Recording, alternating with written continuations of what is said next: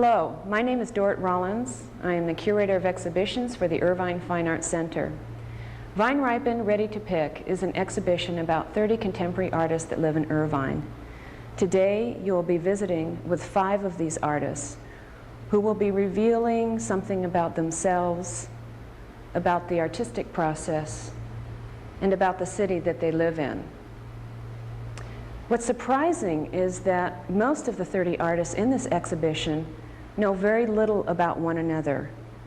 This exhibition is bringing them together for the first time. Another surprising fact is that most of them have lived here over 11 years.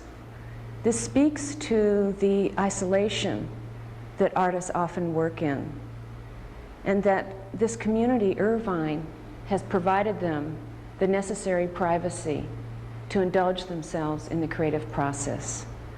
I hope that you enjoy finding out about these individuals, their sources of inspiration, and something about this community called Irvine. Thank you. Enjoy the program.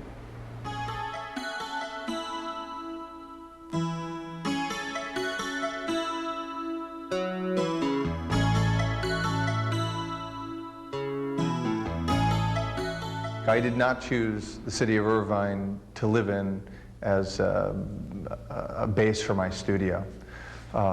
However, I would say that to the extent that Irvine has contributed to the quality of my work is directly related to how I feel, where I live. And I'm in Irvine, and I'm comfortable, and I'm safe, and I'm nurtured.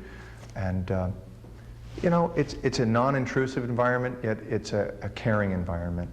So, and I think that reflects in your work. If you're frustrated, if you're anxious, it shows. If you're calm and you're moving on in a developing fashion, actualized, that also shows. So probably Irvine has been sort of an artistic mother to me.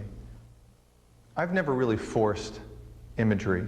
As far as a resource goes, I've turned to Interview magazine from time to time. I love black and white photography. I like to reproduce sculptured pieces in a two-dimensional format. A lot of things have come from my head, the space that I'm in. But what seems to be most profound in my work, and it doesn't show up all the time, are the social issues. And while I will maybe make an attempt to stay away from those because they're such hotbeds of controversy, I find that I'm consumed at times, and especially when I'm really upset or involved with an issue is when it'll come out on the canvas. And I never plan it. It's just there. These are images that come into my head, and I immediately want to sketch them and save them possibly for a future painting, or engage in the painting process at that time. I think it's the viewer's experience which is most important. If I have the opportunity to share a piece with someone else, fantastic. If not, that's okay too. I have a concept initially, I pursue it. It evolves and develops into almost an entity of its own, an expression of myself, maybe a part of me that I wouldn't be able to express otherwise. Maybe it's a part of me that I wouldn't be able to have interaction with. I think of myself as somewhat pristine, undeveloped by the opinions and judgments of others. And it's been a growth experience, a personal growth experience. Maybe the painting wasn't so important early on, but the growth was. Your painting is an expression of yourself, an expression that doesn't come necessarily from conscious thought. There are messages that will appear on the canvas that are for you, from you. Actualization of yourself that you hope to accomplish through this process. Not the sale of 1 million paintings or a new $1 million studio out in some wonderful place, but just to become a human being.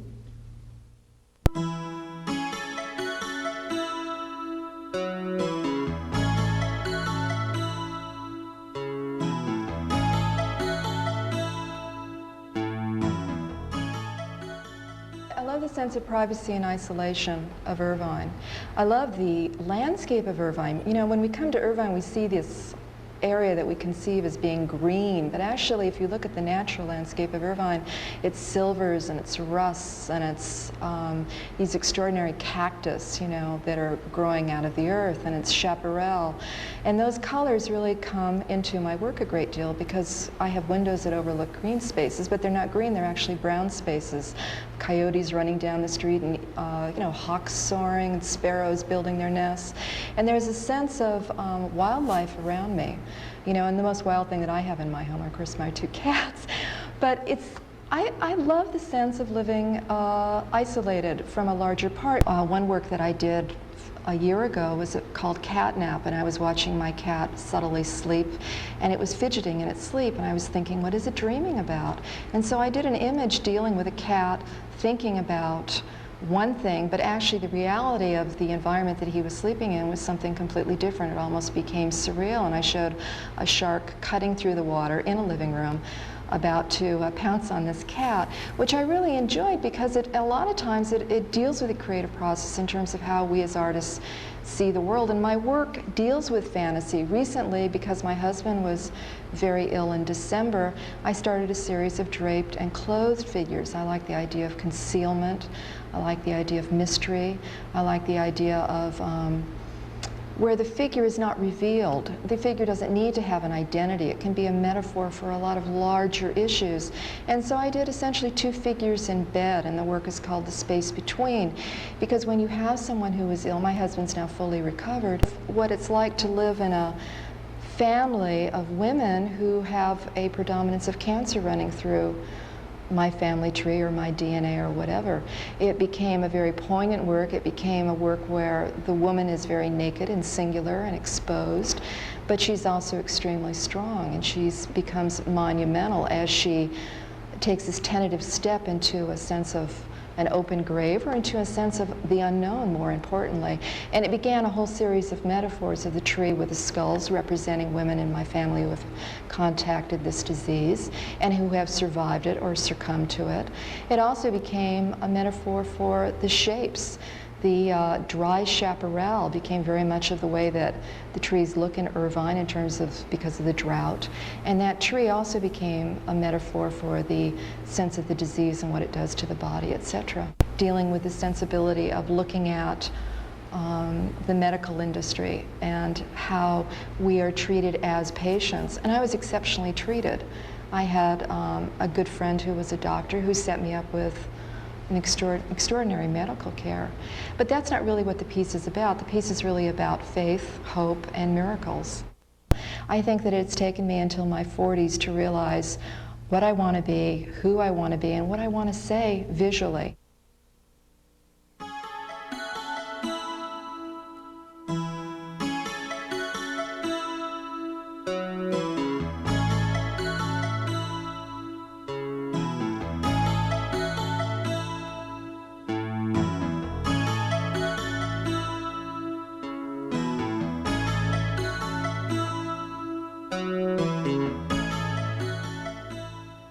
Artist can do his artwork anywhere if he really passionately putting his own life, as Miller said, in a very danger.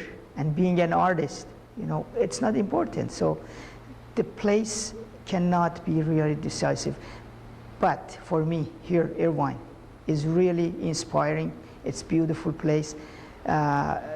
Since about 19 years ago, when I moved here with my children, I find here very exciting, very attractive, with the fields that was around and suburban area, which had the city kind of like and metropolitan like facilities. And we had the high-rise buildings, we had the hotels, we had nightclubs, we had everything right next to the fields. That was very attractive. And the most important was the brand new schools with the brand new children in it. You know, was very exciting. It happened for me to be in one of those open houses in a school, and that just grabs me to bring my children here and raise them here. from beginning, I was just a person of looking to find the reality of life. What is life? What is moving human in this universe?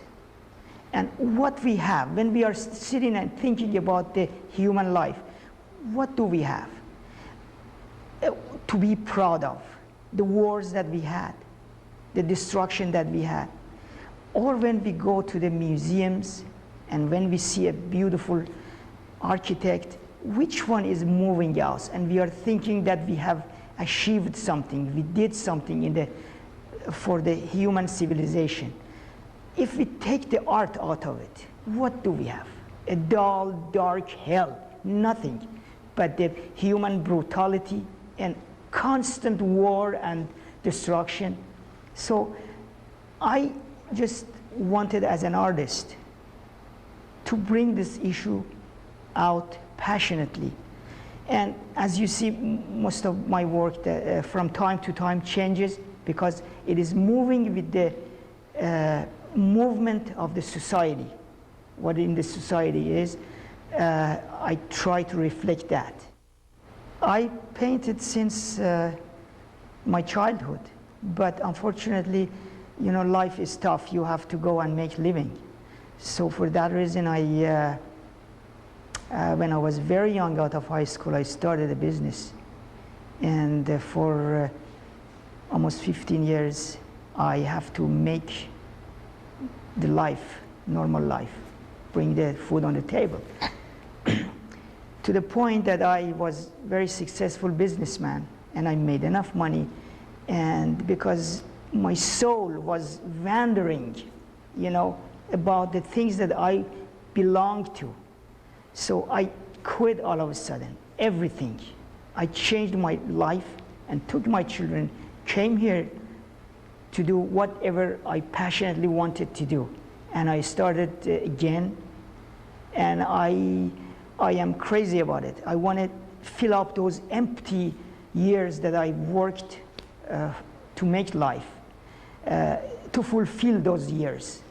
And I guess I have done hundreds of paintings so far, and I would like to go back to sculpting, which I need some space. Someday I will do that. I guess art is some delicate kind of act of human, that we can pursue that more and more to understand each other's cultures and differences and concepts, whatever we have, you know, to share it together through art and understand each other better, to really make better world for ourselves.